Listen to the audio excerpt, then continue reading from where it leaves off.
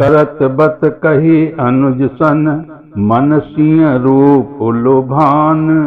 मुख सरोज मकरंद छवि, करई मधुप इव पान। काकभूषण जी कहते हैं कि हे गरुण जी, श्री रामचंद्र जी हृदय में सीता जी की शोभा का वर्णन करके और अपनी दशा को विचार कर प्रभु श्री रामचंद्र जी पवित्र मन से अपने छोटे भाई लक्ष्मण से समय अनुकूल वचन बोले। चितवहि चकित चहूँ दिस सीता, कहाँ गए नृप किशोर मनु चिंता। जहाँ बिलोक मृगु सायक नैनी, जनु तहाँ बरिस कमल सित श्रेणी। लता ओट सब सकिन लखाए, श्यामल गौर किशोर सुहाए। देखि रूप लोचन ललचाने, हर्षे जनु निज निधि पहिचाने।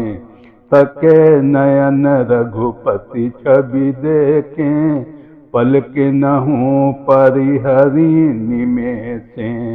अधिक स्नेह देह भई भोरी, शरद शशि जनु चितव चकोरी। लोचन मग रामहि पुर आनी, दीन्हे पलक कपाट सयानी। जब सिंह सखिन प्रेम बस जानी, कही न सकहीं कछु मन सकुचानी। लता भवन ते प्रगट भे, तेहि अवसर दो भाई। निकसे जन जुग बिमल विधु, जलज पटल बिलगाई। हे तात, ये वही जानकी की कन्या है जिसके लिए धनुष यज्ञ हो रहा है। सखियां इसे गौरी पूजन के लिए ले आई हैं। ये फुलवाड़ी में प्रकाश करती हुई फिर रही है, जिसकी अलौकिक सुंदरता देखकर स्वभाव से ही पवित्र मेरा मन क्षुब्ध हो गया है। वो सब कारण अथवा उसका सब कारण तो विधाता जाने, किंतु हे भाई सुनो, मेरे मंगलदायक दाहिने अंग फड़क रहे हैं।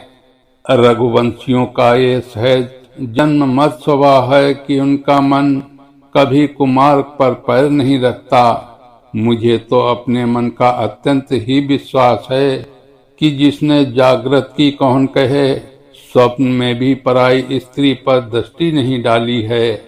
रण में शत्रु जिसकी पीठ नहीं देख पाते, अर्थात जो लड़ाई के मैदान से भागते नहीं, पराई स्त्रियां जिनके मन और दृष्टि को नहीं खींच पाती, और भिखारी जिनके यहाँ से नहीं पाते, अर्थात खाली हाथ नहीं लौटते, ऐसे श्रेष्ठ पुरुष संसार में थोड़े हैं।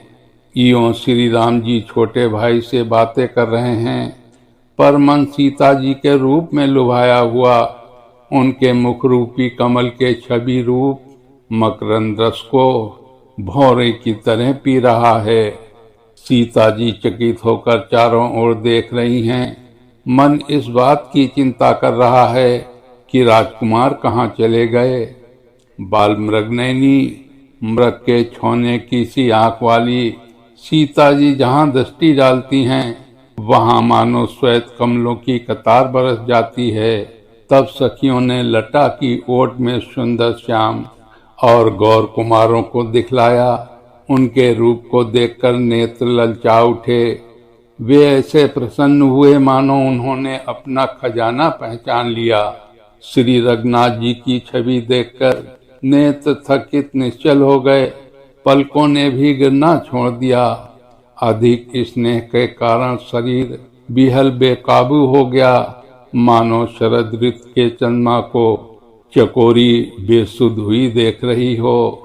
नेत्रों के रास्ते श्री रामचंद्र जी को हृदय में लाकर चतुर शिरोमणि जानकी जी ने पलकों के किवाड़ लगा लिए, अर्थात नेत्र मूंद कर उनका ध्यान करने लगी। जब सखियों ने सीता जी को प्रेम के बस जाना, तब वे मन में सकचा गईं, कुछ कह नहीं सकती थीं। उसी समय दोनों भाई लटा मंडप कुंज से प्रकट हुए मानो दो निर्मल बादलों के पर्दे को हटाकर निकले हों। शोभा शिव सुभग दो बीरा, नील पीत जल जाभ शरीरा। मोर पंख सिर सोहत नीके, गुच्छ बीच बिच कुसुम कली के। भाल तिलक श्रम बिंदु सुहाए, श्रवण सुभग भूषण छवि छाए। बिकट भ्रुकुटि कच घूंघर वारे, नव सरोज लोचन रत्नारे। चारु चिबुक नासिका कपोला, हास विलास लेत मनु मोला। मुख छवि कही न जाय मोहि पाही, जो बिलो की बहु काम ल जाही। उर्मणि माल कंबु कल गीवा, काम कलभ कर भुज बल सीमा। सुमन समेत बाम कर दोना, सामर कुंवर सखी सुटिलोना। के हरि कटपट पीठ धर, सुषमा शील निधान। देखि भानुकुल भूष नहीं, बिसरा सखिन अपान। दोनों भाई सुंदर शोभा की सीमा हैं। उनके शरीर की आभा नीले और पीले कमल की सी है। सिर पर सुंदर मोर पंख सुशोभित है। उनके बीच बीच में फूलों की कलियों के गुच्छे लगे हैं। माथे पर तिलक और पसीने की बूंदें शोभायमान हैं। कानों में सुंदर भूषणों की छवि छाई है। टेढ़ी बहुएं और घुंघराले बाल हैं। नए लाल कमल के समान लाल नेत्र हैं। ठोड़ी नाक और गाल बड़े सुंदर हैं और हंसी की शोभा मन को मोल लिए लेती है। मुख की छवि तो मुझसे कही नहीं जाती, जिसे देखकर बहुत से कामदेव लजा जाते हैं। वक्ष स्थल पर मणियों की माला है। शंख के सदृश सुंदर गला है। कामदेव के हाथी के बच्चे की सूंड के समान उतार चढ़ाव वाली एवं कोमल भुजाएं हैं, जो बल की सीमा हैं। जिसके बाएं हाथ में फूलों सहित दोना है। हे सखी, वो सांवला कुंवर तो बहुत ही सलोना है। सिंह की सी पतली लचीली कमर वाले, पीतांबर धारण किए हुए, शोभा और शील के भंडार, सूर्य कुल के भूषण श्री रामचंद्र जी को देखकर सखियां अपने आप को भूल गईं। धर धीरज एक आली सयानी, सीता सन बोली गही पानी। बहुरी गौरी कर ध्यान करेहू, भूप किशोर देखी किन लेहू। सकची सिंह तब नैन उघारे, सन्मुख दो रघु सिंध निहारे।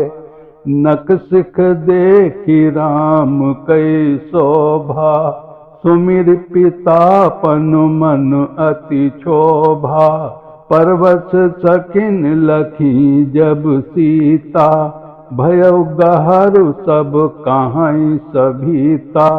पुनि आउब यही बेरिया काली, अस कही मन बिहसी एक आली।